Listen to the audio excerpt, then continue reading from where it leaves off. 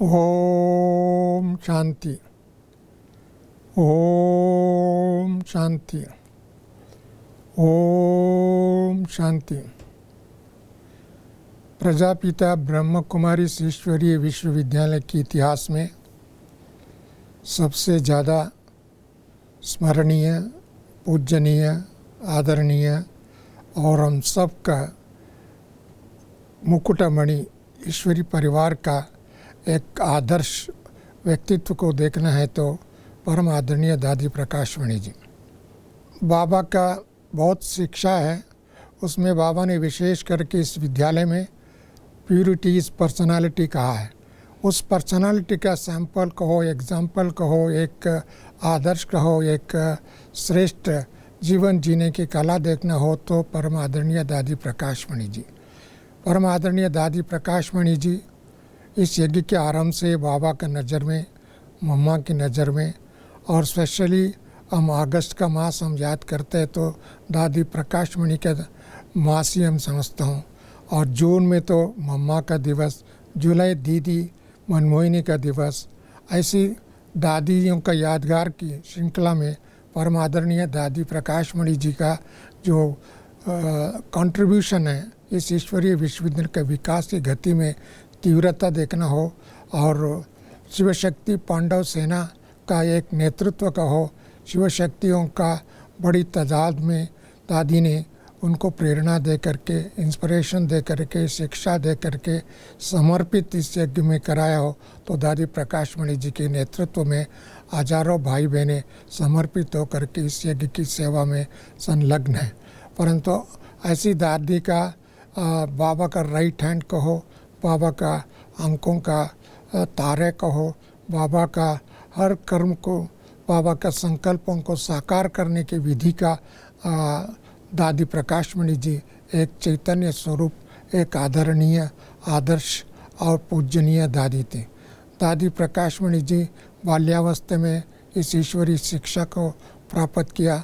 बाबा से, अव्यक्त बाबा ब्रह्मा बाबा से मिले, शिव बाबा से मिली, और इस यज्ञ को सुचारू रूप से चलाने के लिए 1969 बाबा व्यक्त होने के बाद में वो बाबा ने उसको निमित्त बनाया। तब से लेकर के 2007 तक दादी ने इस ईश्वरीय विश्वविद्यालय का नेतृत्व, लीडरशिप, एक एडमिनिस्ट्रेटिव हेड के रूप में हम लोगों ने देखा। और ये सच्चाई, सफाई, सादगी, ये जीवन देखना हो तो दादी प्रकाशमणि जी के जीवन में सत्यता का प्रतिमूर्ति थी, प्रेम का प्रतिमूर्ति थी, सदा अनंत की स्थिति में स्थित रहती थी, और शिक्षा का एक देवी थी, और शक्ति का स्वरूपिणी थी। और बाबा कहते हैं मेरे रूरे रतन और हीरा, हीरा है इस यज्ञ की सबसे बड़ा मोस्ट वैल्यूबल कोहिनूर हीरा है, मैं समझता हूँ दादी थी। और ऐसा दादी जी का सानिध्य में, संपर्क में, समीपता में, अनेक कार्यों में हम भाग लेकर के, दादी का आशीर्वाद लेकर के, दादी की प्रेरणा लेकर के, दादी के आशाओं को हम कार्यान्वित करने के लिए मुझे बहुत अवसर मिला। मुझे ये भी सौभाग्य मिला दादी जी के साथ बहुत स्थानों पर बड़े बड़े कार्यक्रम में भाग लेने का भी मुझे सौभाग्य प्राप्त हुआ था। दादी 1973 में बेंगलोर में एक mega programme Subhash Nagar ground में सारी ऑल इंडिया का एग्जीबिशन ऑर्गेनाइज किया था। उसका पूर्व में दादी बेंगलोर में 2 बार आकर के मीटिंग करके सबको उमंग उत्साह भर करके दादी जी ने वो कार्यक्रम संपन्न किया। इससे पूर्व में दादी ने दिल्ली में भी ये कार्यक्रम रामलीला मैदान में कराया। जगदीश जी की, गुलजार दादी की नेतृत्व में दादी उनको प्रेरणा स्रोत रहे, और उस समय में भी दादी के संपर्क में आने का मुझे अवसर मिला। उसके सिवाय बहुत कार्यक्रम में दिल्ली में फ्यूचर ऑफ मैनकाइंड कॉन्फ्रेंस हुआ था, और उस समय में दादी जी की, दीदी की समीपता का अनुभव किया, क्योंकि उस समय में कुछ मैं आदरणीय जगदीश भाई की मददगार बन करके उस ऑफिस में कार्यरत थे। उस समय में दादी बार बार दिल्ली में आती थी, लोगों को प्रेरित करती थी, शिक्षा देती थी, वरदान देती थी। नज़र से निहाल, सृष्टि, दृष्टि से सृष्टि को हम बाबा ने कहते हैं, संकल्प की सिद्धि। मैं समझता हूँ इसको देखना है तो दादी प्रकाशमणि जी के जीवन में हमने देखा। उसका जो भी संकल्प आता था वो साकार रूप में लाती थी, और उस साकार रूप करने के लिए दृढ़ संकल्प, दूसरों का सहयोग, स्नेह प्राप्त करने की विधि में बहुत दादी अलौकिकता का अनुभव कराती थी, शक्ति का अनुभव कराती थी। और मृदुभाषी होने के कारण हर एक का प्रति प्रेम था, वात्सल्य था, स्नेह था, विश्वास था। ऐसे विश्वास जुटाने में, विश्वास भराने में, विश्वास को बरकरार के रखने में दादी के व्यक्तित्व बहुत शक्तिशाली व्यक्तित्व था। बाप दादा दादी को जब क्लास में आती थी और क्लास में आते हुए सबको आलिंगन करती थी, ऐसा आलिंगन करती थी, इन सारी दुनिया मेरा है, अपने भाई परिवार है, अपने भाई बहन है, ऐसा वो उसका वास्तविक स्वरूप हमने उसके जीवन में देखा। और हर व्यक्ति दादी क्लास में आते हुए आनंद का, खुशी का, शांति का, प्रेरणा का, उत्साह का अनुभव करते थे। ऐसे ही दादी इस ईश्वरीय विश्वविद्यालय में जब ब्रह्मा बाबा अव्यक्त हुए तत्पश्चात लगभग 125 सेवा केंद्र था, परंतु बाबा अव्यक्त होने के बाद में बाबा दादी जी को निमित्त बनाया। दादी जी 2007 में अव्यक्त होने से पूर्व में लगभग 8000 सेवा केंद्र हजारों बहनों को समर्पित करके इस ईश्वरीय विश्वविद्यालय को केवल माउंट आबू नहीं, भारत नहीं, विश्व के कोने कोने में स्थापित करने के लिए हमारा निमित्त बहनों को प्रेरणा दे करके, उनको एडमिनिस्ट्रेशन करने की विधि सिखा करके, उनको सच्चाई सफाई का रास्ता बता करके और इस यज्ञ में जोड़ने का कार्य करके इतना हजारों सेवा केंद्र को खोलने के लिए दादी निमित्त बनी। और इसके सिवा बड़े बड़े कार्यक्रम आयोजन करने में दादी के नेतृत्व में हम सभी सहयोग दिया। हमारा ये सौभाग्य था। 1978 में एक बेंगलोर में विधानसौधा बैंक्वेट हॉल में एक बड़ा कार्यक्रम कॉन्फ्रेंस हुआ था और सिल्वर जुबली सेलिब्रेशन थी कर्नाटक का। उस समय में दादी आकर के हम सबको आशीर्वाद दे करके प्रेरणा दिया। उसका परिणाम स्वरूप विधानसौधा बैंक्वेट हॉल में बड़े कार्यक्रम आयोजन किया था। उसमें सभी दादियाँ भी आए, जगदीश जी भी आए, निर्वैर जी भी आए, और उस समय में सुप्रीम कोर्ट का एक जज भी आए, और वहाँ के गवर्नर, कर्नाटक के गवर्नर, चीफ मिनिस्टर आदि सब आए। माना दादी से किसी भी व्यक्ति को मिलाते तो उनको बहुत दादी बड़ों से बड़े, छोटों से छोटे, साथियों के साथी ऐसे बन कर के उन सबको एक शक्ति का अनुभव कराती थी, आनंद का अनुभव कराती थी, शांति का अनुभव कराती थी। मैंने उनके जीवन काल में बहुत समस्या भी देखी, परंतु कोई भी समस्या उसके चेहरे पर खुशी गायब नहीं कर सकती थी। पर्सनालिटी ऐसे व्यक्तित्व था, पवित्रता की शक्ति थी, शांति की एक अवतरित मूर्ति थी, सत्यता का एक चैतन्य शक्ति थी। और इसके सत्यता, पवित्रता, शांति जिनके पास है, ऑटोमेटिकली वो प्रभु का प्रिय है, लोक प्रिय है, परिवार का प्रिय है, विश्व प्रिय है। मैंने देखा दादी बहुत बड़े बड़े व्यक्तियों से मिले, राष्ट्राध्यक्ष और राष्ट्रपति से मिले, प्रधानमंत्रियों से मिले, गवर्नर से मिले, चीफ मिनिस्टर से मिले। अनेक साधु संत महात्माएं दादी को मानते थे, ये तो जगदम्बा है, ये सरस्वती है, ये विश्व वंदनीय माता है और ऐसी ब्रह्मचारिणी है। ऐसी दादी को हमने जीवन में, इस जीवन में, संगम युग में बहुत समीप से साथ मिल कर के देखा, खुशी का अनुभव किया। और एक दिन भी मैं क्लास मिस करता तो दादी क्लास में याद करती थी, आज मृत्युंजय भाई कहाँ, क्लास में नहीं दिखाई देते। मैं भाग दौड़ के जाता था। दादी कहती थी, आप क्यों लेट आया, आप क्यों नहीं आया, आज के बाबा को मुरली बाबा ने ये सेवा याद किया, आप सभी मिस करते हो। इसके लिए दादी हमारा कान भी पकड़ती थी और मान शान भी रखती थी और प्रेरणा भी देती थी, वरदान भी देती थी। इसी दृष्टि से देखा जाए, मुझे बाबा की मुरली की महत्व को मैं अति समीपता के साथ, अति खुशी से रियलाइज़ किया तो मैं दादी के कारण। एक बार दादी के साथ हम लोगों ने जयपुर में डॉक्टर चन्ना रेड्डी जी बुलाया था, जा रहे थे और सुपरफास्ट ट्रेन उन दिनों में लेट हो गया था, करीब 11 बजे निकले और दादी ट्रेन में बैठे बैठे दादी सोने से पहले योग करती थी। मैंने पूछा, दादी आप इस समय में साथ में 11:30 बजे हो गए हैं, अभी योग करने में बैठे हैं, अब सो जाओ ना दादी, सारा दिन थक गए, इतने काम व्यस्त में रहते थे। दादी ने कहा, बहुत अच्छी बात कहें।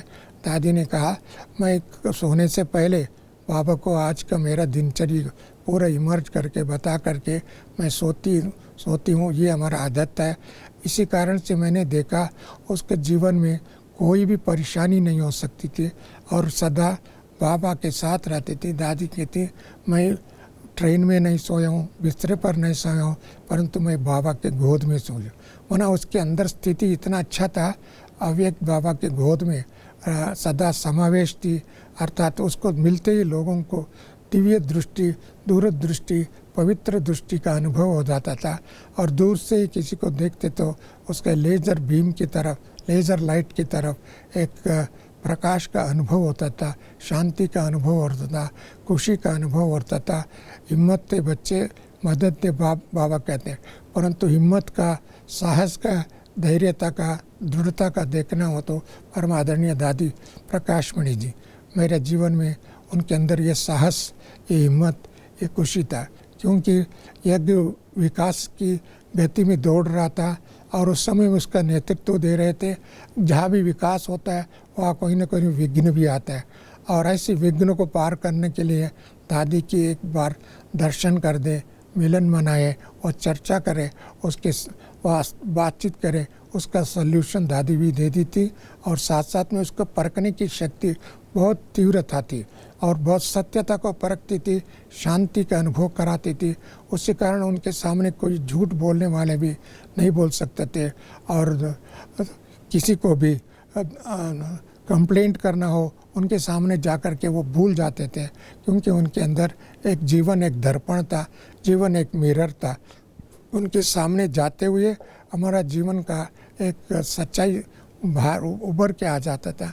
इसके लिए मैं कहता हूँ दादी एक योगिनी भी थी, वो तपस्विनी भी थी, त्यागी भी थी और ग्रेट एडमिनिस्ट्रेटर भी थी और दूरदृष्टि भी था और परिवार में समभाव, क्षमा भाव, दया भाव, प्रेम भाव को देखना हो तो दादी प्रकाशमणि जी के जीवन में देख सकते।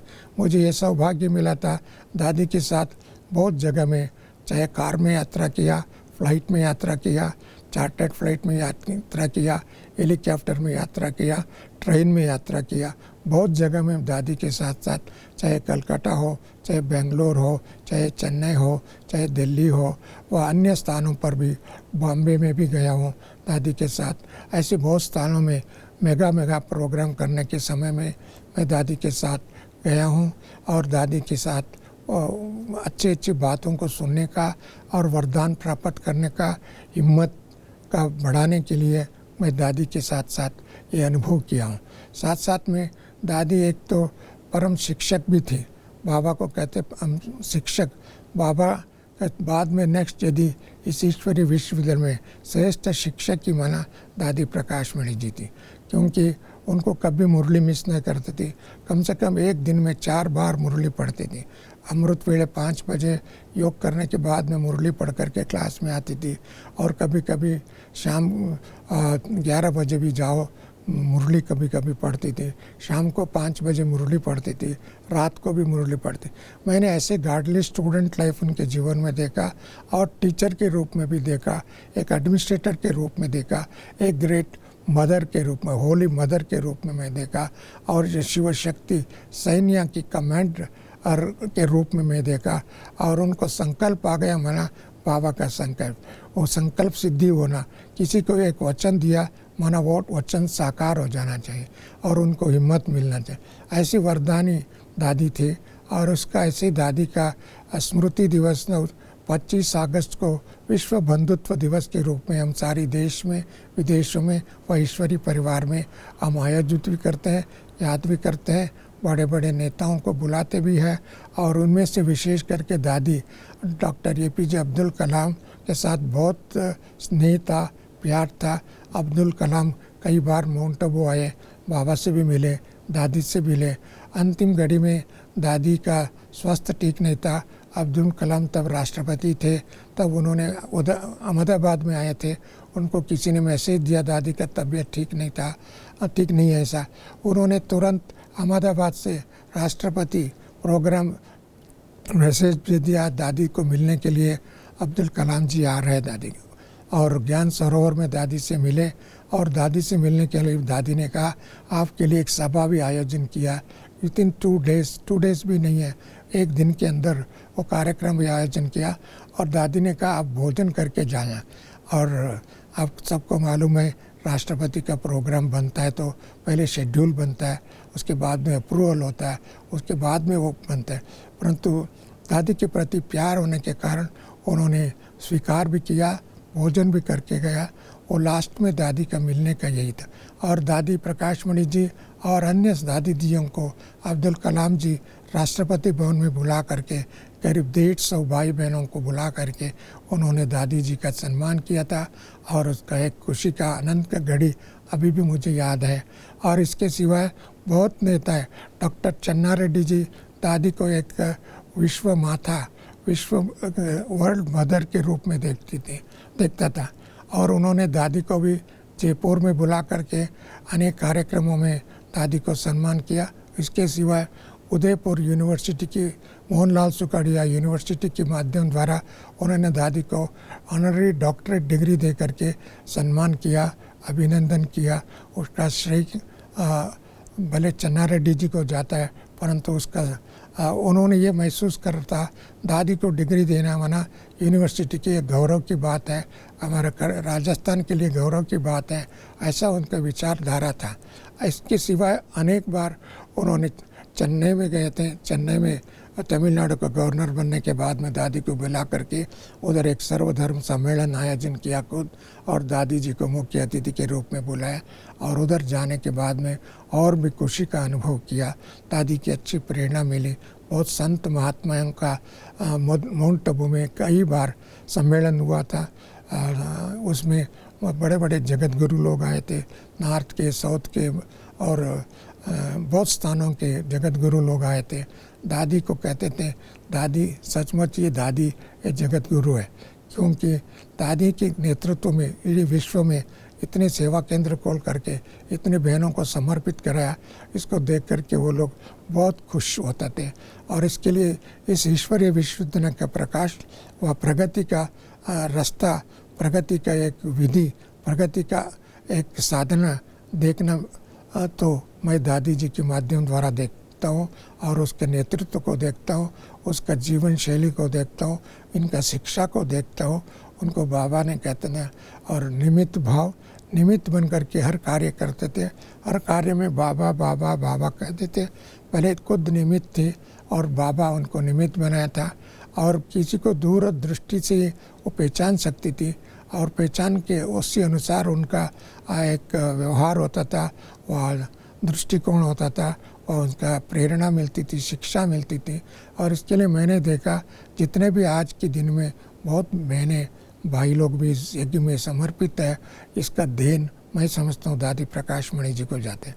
भले बाबा है, हम सबको बाबा को प्रेरणा मिली है, परंतु उसका साकार रूप, एक माध्यम, एक निमित्त देखना हो तो मेरे दादी प्रकाशमणि जी से देखा।